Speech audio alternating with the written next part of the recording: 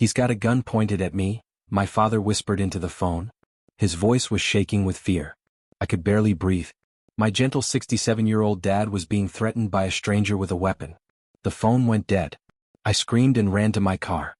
Before watching full story, comment below from where you watching. Also like and subscribe for more stories.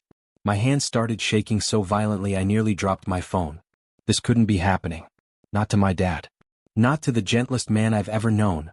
A man who wouldn't hurt a fly, who still tears up during commercials about rescue dogs, who spent his retirement volunteering at the local food bank. Dad, where are you? I managed to choke out, my voice barely above a whisper. In front of our house. This man says he's with the HOA.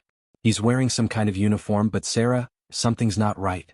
He's demanding I pay some fine I've never heard of, and when I said I needed to see documentation, he pulled out this gun and... The line went dead. I screamed. Actually screamed, right there in my office cubicle, causing my coworkers to stare at me like I'd lost my mind. Maybe I had. My 67-year-old father was being held at gunpoint by some maniac pretending to be from the homeowners association, and I was 40 minutes away in downtown traffic. I grabbed my keys and ran. Those 40 minutes felt like 40 hours. I called 911 from my car, my voice shaking so badly the dispatcher had to ask me to repeat myself 3 times. My father is being threatened with a weapon by someone claiming to be from the HOA. I kept saying the words, feeling surreal as they left my mouth. Ma'am, we're dispatching units to the address now, the dispatcher assured me, but it wasn't enough. Nothing would be enough until I knew my dad was safe. I called my dad's phone 17 times. 17. I counted because I needed something to focus on other than the horrifying scenarios playing in my head. Each call went straight to voicemail, and each time his cheerful recorded voice saying, "You've reached Bill. Leave a message," felt like a knife twisting in my chest. My dad had moved to Sunrise Meadows Retirement Community 6 months ago after my mom passed. It was supposed to be peaceful. Safe. A place where he could make new friends, tend to a small garden, and finally relax after 40 years of working construction. The HOA there was supposed to be helpful, not whatever this nightmare was. I pressed harder on the gas pedal, weaving through traffic like a madwoman. Other drivers honked at me, but I didn't care. My dad needed me. When I screeched into Sunrise Meadows, I immediately knew something was very, very wrong. Police cars lined the usually quiet streets. Not just 1 or 2. I counted at least 8 vehicles, including what looked like SWAT vans. My heart stopped when I saw the yellow tape surrounding my dad's small duplex. Officers were everywhere, some crouched behind cars, others speaking urgently into radios. And there, in the middle of it all, I could see a figure in what looked like a security uniform, hands raised above his head. But where was my dad? I parked haphazardly and ran toward the scene, only to be stopped by a young police officer who looked barely older than my nephew. "Ma'am, you can't go any further. This is an active situation. That's my father's house." I screamed, pointing at the duplex. "Where is he? Is he okay? Please, I need to know if he's okay." The officer's expression softened slightly. "What's your father's name?" "Bill Morrison. William Morrison. He lives at 1247 Sunset Drive. Please, is he hurt?" Before the officer could answer, I heard a voice I recognized, my dad's voice, calling my name. I turned and saw him sitting in the back of an ambulance, a blanket wrapped around his shoulders, very much alive but looking older than I'd ever seen him. I broke free from the officer and ran to him, not caring about protocol or active situations or anything else. I just needed to hold my dad. "Sarah, sweetheart," he said as I crashed into him, wrapping my arms around him like I was 5 years old again and he was protecting me from a thunderstorm. I'm okay. But he wasn't okay. I could feel him trembling, and when I pulled back to look at him, I saw something in his eyes I'd never seen before, a deep, shaken fear that made me want to cry. "What happened, Dad?" "Start from the beginning." He took a shaky breath. "I was out front, watering the new roses I planted last week. You know, the yellow ones your mother always loved. This man comes walking up, wearing what looked like a security uniform. Had a badge and everything. Said he was from the HOA Enforcement Division. I nodded, encouraging him to continue, though my hands were still shaking from adrenaline. He started going on about some violation. Said my garden gnome was against community standards and I owed a $500 fine. "Sarah, I've lived here 6 months and no one ever said anything about Harold. Harold was the garden gnome my mom had given him 20 years ago, a silly little thing with a fishing pole that had somehow become Dad's most treasured possession after she died. I told him I'd never received any notice about this fine, and I wanted to see the official documentation. That's when he got angry. Real angry. Started yelling about how residents like me think we can just ignore HOA rules. My dad paused, his voice getting quieter. I asked him for his name and his supervisor's contact information. That's when everything went wrong. What do you mean? He got this look in his eyes, Sarah. Like he wanted to hurt me. He started shouting about disrespect and authority, and then he reached for something on his belt. I thought it was going to be a radio or maybe a citation book, but Dad's voice trailed off, and I saw his hands clench into fists. But it was a gun, I finished for him. He nodded. A big one. And he pointed it right at me and said I needed to pay the fine immediately or there would be consequences. That's when I called you. Mrs. Chun from next door saw what was happening, Dad continued. Bless her heart, she called 911 immediately. Told them there was a man with a gun threatening her neighbor. The fake HOA guy didn't realize she was watching from her kitchen window. I glanced over at Mrs. Chen's duplex and saw her peeking through her curtains. When she saw me looking, she gave a small wave. I made a mental note to buy her the biggest fruit basket I could find. When the police siren started getting closer, he got even more agitated, Dad said. Started pacing back and forth, waving the gun around, muttering something about how nobody respects authority anymore. I thought he might actually use it. The paramedic who'd been quietly checking Dad's blood pressure spoke up. Your father's blood pressure was dangerously high when we arrived, but it's coming down now. The shock of the situation really took a toll. Dangerously high. My 67-year-old father, who'd already survived one heart attack 3 years ago, had been stressed to the point where his blood pressure could have killed him. The rage I felt toward this fake HOA enforcer was unlike anything I'd ever experienced. That's when things got even more surreal. Just as I was starting to process what had happened to my dad, 3 black SUVs pulled up to the scene. Men and women in FBI jackets got out, moving with the kind of purposeful urgency you only see in movies. FBI. I asked the paramedic. Why is the FBI here? She shrugged. Above my pay grade, honey. But I heard one of the officers mention something about this not being the first incident. Not the first incident. Those words sent a chill down my spine. A woman in her 40s, with short gray hair and kind but tired eyes, approached us. Mr. Morrison? I'm Special Agent Rebecca Martinez with the FBI. I'm sorry about what you've been through today. I know this has been traumatic, but I need to ask you some questions about your encounter with the suspect. Dad straightened up a bit. Even in his shaken state, he was determined to help. Of course, whatever you need. Can you describe exactly what the suspect said to you about being with the HOA? Dad thought for a moment. He said he was with the HOA Enforcement Division. Had some kind of official-looking badge. Said his name was Officer Williams, but when I asked for his first name and badge number, he got defensive. Agent Martinez was taking notes. Did he have any paperwork with him? Any documentation of the alleged violation? That's just it, Dad said, getting a bit more animated. When I asked to see the violation notice, he said it was in the system and that I should have received it by mail.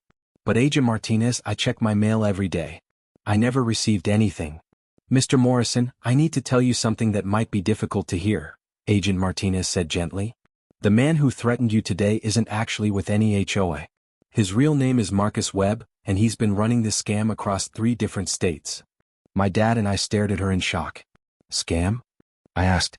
Webb has been targeting elderly residents in retirement communities, pretending to be an HOA enforcement officer.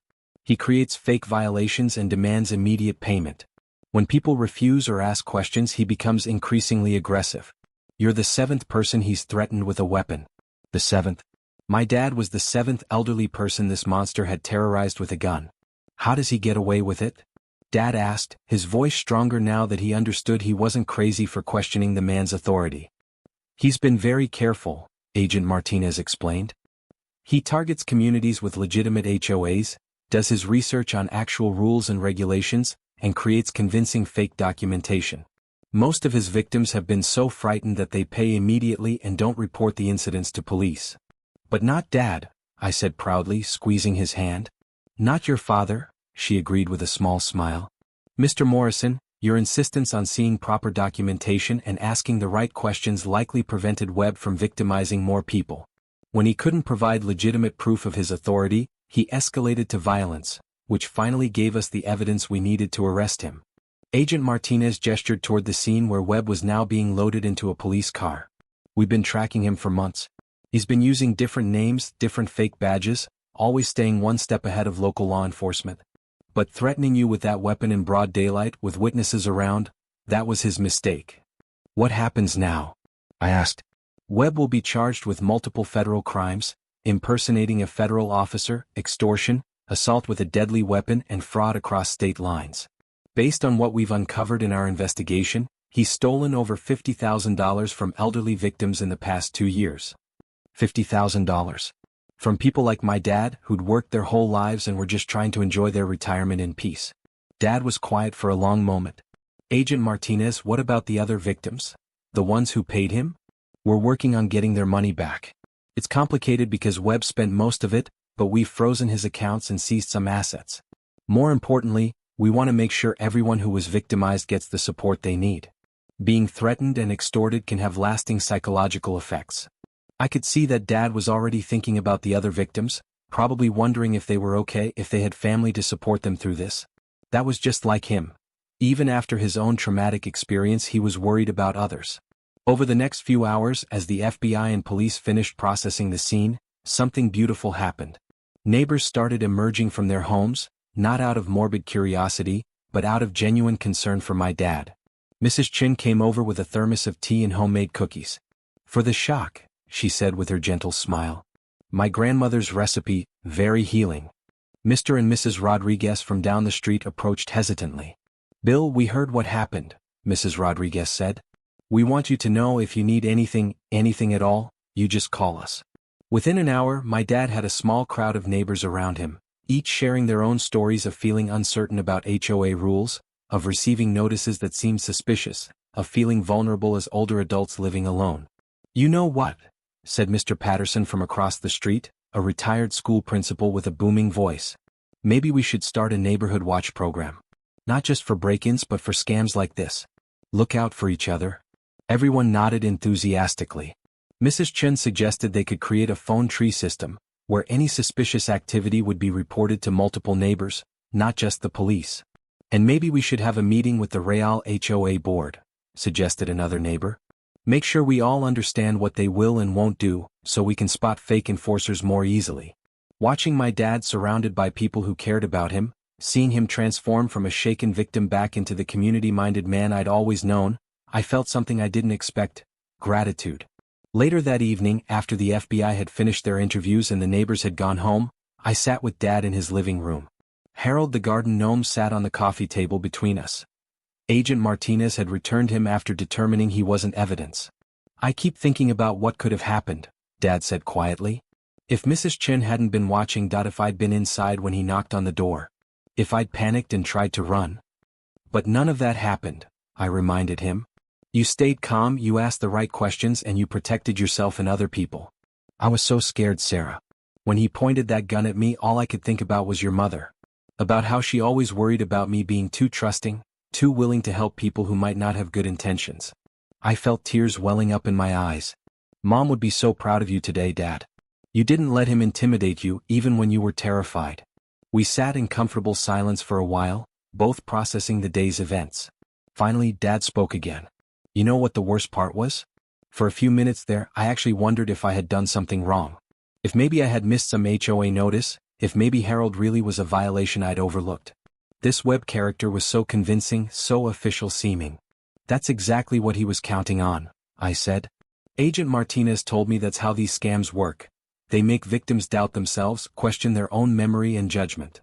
Well, he picked the wrong old guy to mess with, Dad said with a slight smile. The first real smile I'd seen from him all day. 3 weeks later, Agent Martinez called with an update. Webb had been denied bail and was facing federal charges in 3 states. More victims had come forward after news of his arrest spread, bringing the total number of people he'd targeted to over 20. The good news, Agent Martinez told me over the phone, is that your father's quick thinking and Mrs. Chen's call to 911 created a detailed record of Webb's methods. The other victims are finally getting validation that what happened to them was real, was criminal, and wasn't their fault. Several of Webb's victims had contacted my dad directly, thanking him for standing up to the fake enforcer when they'd been too frightened to do so. One woman from Arizona wrote a particularly moving letter, explaining how she'd paid Webb $300 for a fake landscaping violation, and had been too embarrassed to tell her family about it. "I thought I was just a foolish old woman who got taken advantage of," she wrote. "Knowing that he fooled so many others, and that your father was brave enough to question him, helps me feel less ashamed." Dad framed that letter and put it on his refrigerator, right next to a photo of Harold the garden gnome in his place of honor next to the yellow roses. The incident changed my dad, but not in the way I'd feared. Instead of making him more fearful or withdrawn, it seemed to energize him. He became something of a local expert on scam prevention, speaking at community meetings and helping other seniors understand their rights. The Neighborhood Watch program that Mr. Patterson had suggested became a reality, with Dad serving as one of the coordinators. They created a resource list of legitimate contact numbers for the HOA, utility companies, and local government offices, so residents could verify any suspicious official visits. "The thing is," Dad explained to me one evening as we walked through his neighborhood, "Webb was counting on us being isolated and scared. But this community is stronger than he realized. When people look out for each other, predators like him can't operate." Mrs. Chen had become one of Dad's closest friends, bonding over their shared experience of the incident. She taught him to make her grandmother's healing tea, and he helped her install motion sensor lights around her duplex. "We're like the neighborhood security team now," she told me with a laugh during one of my visits. "Your father checks on me every morning, and I keep an eye on his place in the evenings. That Webb man thought he could scare two old people, but he just made us more determined." Looking back on that terrifying day, I realize it taught me something important about my father that I'd somehow missed despite knowing him for 32 years. I'd always seen him as gentle and trusting, sometimes to a fault. But when faced with a real threat, he'd shown incredible courage and wisdom. He hadn't been fooled by Webb's fake authority. He'd asked the right questions, demanded proper documentation, and refused to be intimidated even when faced with a weapon. Most importantly, his actions had protected other vulnerable people from falling victim to the same scam. The trauma was real. Dad still sometimes gets anxious when strangers approach his house, and he's more careful about answering the door than he used to be. But he's also more connected to his community, more confident in his instincts, and more determined to help protect others. "You know what I learned from all this?" he asked me recently as we sat in his garden, Harold the gnome watching over the yellow roses that had started this whole ordeal. "What's that, Dad?" "Sometimes the scariest situations reveal the best in people. Webb was counting on me being alone and afraid. Instead, I found out I'm surrounded by people who care about me, and I'm stronger than I thought I was." He paused, reaching over to adjust Harold's tiny fishing pole. "Your mother always said I was too trusting, too willing to see the good in people. But maybe that's not always a weakness. Maybe trusting the right people, like Mrs. Chen, like our neighbors, like you, is what kept me safe when the wrong person showed up." As I watched my dad tend to his roses, content and peaceful in his garden, I realized that Marcus Webb had failed in more ways than one. He tried to victimize a kind, trusting man, but instead had revealed a community of people ready to protect each other and a father who was braver than even he knew. The fake HOA cop had pulled a gun on my dad, and the FBI had surrounded him. But in the end, love and community had won.